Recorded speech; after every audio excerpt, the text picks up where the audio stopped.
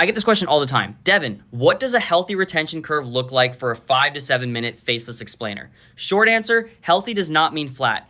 It means a strong opening, a controlled drop, and no giant cliffs.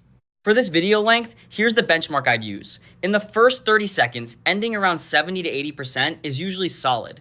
If you're down near 50 or 60 that early, your hook is probably too slow, too broad, or it takes too long to explain why the viewer should care.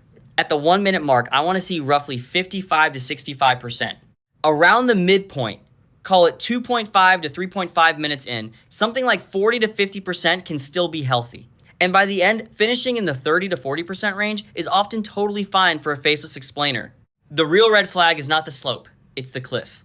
If you see a sharp drop right after the intro, after a tangent, or when the visuals stop changing, that usually points to a trust break or pacing problem. My rule is simple. Smooth decline equals normal friction, sudden cliff equals structural issue.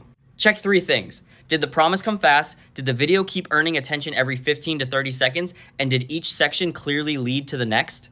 If you're reviewing this across multiple videos, Satura is useful as the workflow layer, so your retention notes, hook tests, and edit decisions stay organized. That's the benchmark I'd use.